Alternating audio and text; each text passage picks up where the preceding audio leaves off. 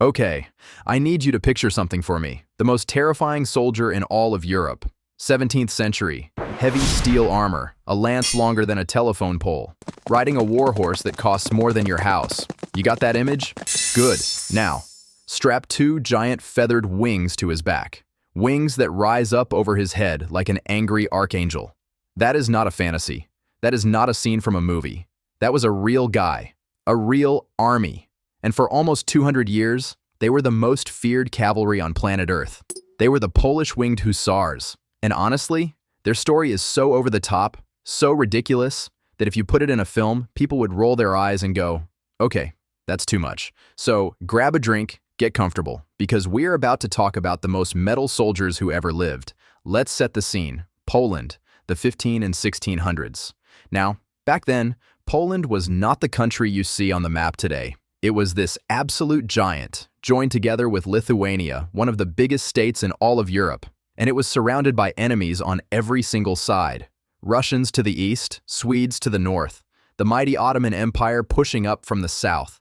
Everybody wanted a peace. And standing in the way were these guys, the Hussars. Now here's the first thing you have to understand. These were not normal soldiers. A Hussar was not some poor farmer handed a spear and shoved at the enemy. These were noblemen, rich ones. To even qualify, you had to show up with your own horse, your own armor, your own weapons, and your own servants. The full kit for one single Hussar cost about as much as a very nice house. For the fancy ones, as much as an entire village. So picture an army where every single soldier rolls up in a Lamborghini. That basically is the Winged Hussars. And here's the crazy part. They won. Constantly. Against odds that make no sense. We are talking battles where they were outnumbered 5-1, 10-1, and they still walked off the field as winners.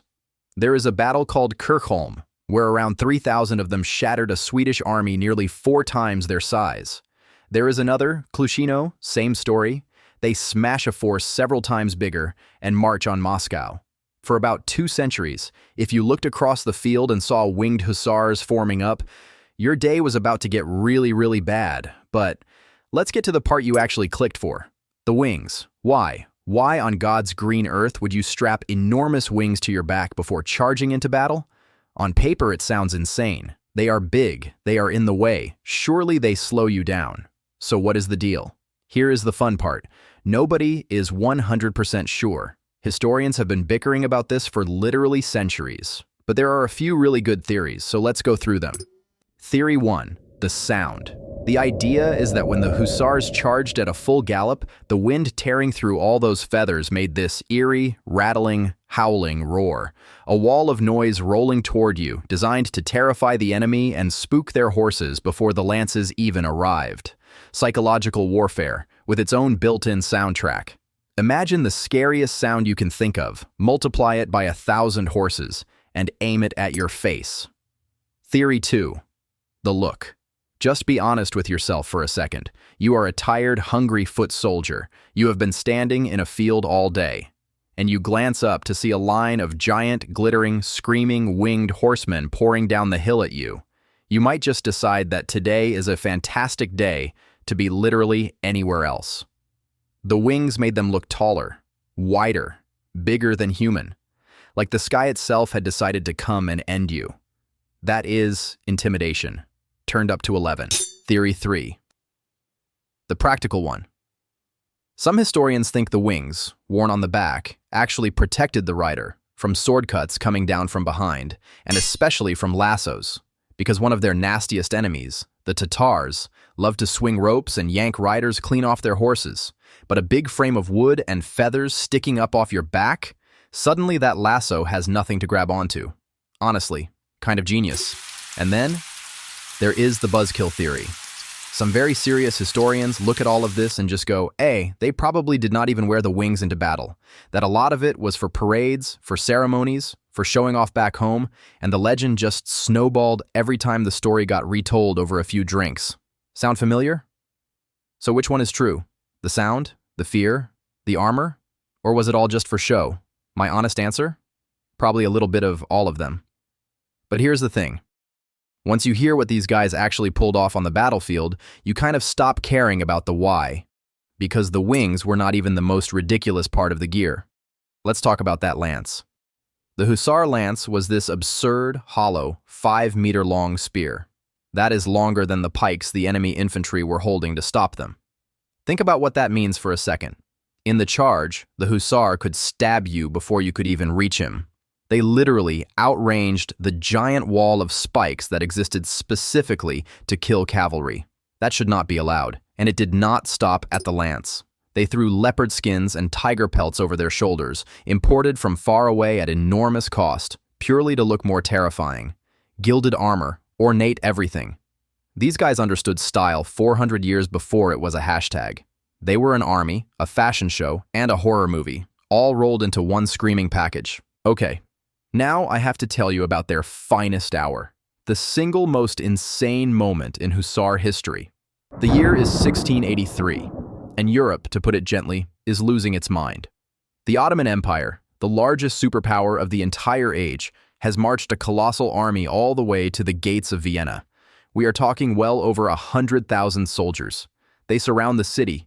They start digging tunnels under the walls and packing them with gunpowder to blow the whole thing open. Inside, the defenders are starving. Disease everywhere. Ammunition running low. Vienna is days, maybe hours, from falling. And everybody understands the stakes. If Vienna falls, the road into the heart of Europe swings wide open. Enter the King of Poland, Jan III Sobieski. He pulls together an allied army and force marches it across the country to the rescue. They climb up and over a range of steep wooded hills outside the city, hauling cannons up slopes that armies were simply not supposed to be able to climb. The Ottomans look up, and there, on the heights above them, the Polish banners start to appear.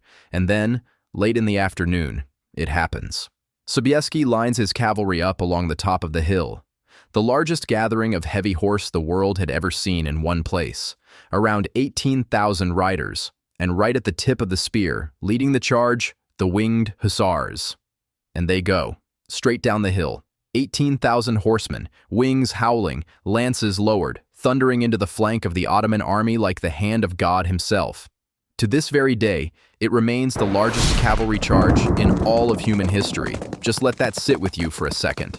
The Ottoman lines do not bend. They shatter. The entire army breaks and runs. In a matter of hours, the siege that had terrified an entire continent is simply over. Vienna is saved. Europe is saved. And legend says that after the battle, Sobieski sent a message home, borrowing the famous words of Caesar and twisting them just slightly. I came, I saw, God conquered. Absolute mic drop. King of the world. Oh, and one fun little legend from that siege, whether it is actually true or not. They say that to celebrate beating the Ottomans, the bakers of Vienna started making a pastry shaped like the crescent moon from the enemy's banners, so that every single morning, Europe could symbolically eat its enemy for breakfast. That pastry supposedly became the croissant, so yeah, there is a decent chance your breakfast is a 400-year-old victory flex. You are welcome. So if these guys were this unstoppable, where did they all go? Why is Poland not still fielding squadrons of winged angel cavalry today? I mean, imagine those recruitment posters. The answer is a little bit sad, but very simple. Guns got better. A lot better. The entire point of a hussar was that terrifying charge, a wall of horse and steel and feathers slamming into the enemy line. But as muskets became faster to reload and cannons became more accurate, you could just shoot the beautiful, expensive horsemen long before they ever reached you. The very thing that made them legendary, the charge, slowly turned into a fantastic way to get a very rich nobleman killed for nothing. By the late 1700s, the Winged Hussars were officially disbanded. The wings came off. The most magnificent cavalry in history quietly rode off into the museum, beaten in the end, not by a braver enemy, but by a cheaper, deadlier piece of technology. Progress, man. It comes for everybody eventually. But here's the thing I keep coming back to. Almost 400 years later, we are still talking about them. Not the muskets that finally beat them. Them. The crazy, rich, winged maniacs who hauled cannons up a mountain to save a city and then pulled off the single biggest cavalry charge the world will probably ever see. History is absolutely stuffed with stories that sound way too wild to actually be true. And the Winged Hussars might just be the wildest of them all. If you had fun with this one, stick around because I have got a whole pile of stories just like it. Worth it. I'll see you in the next one.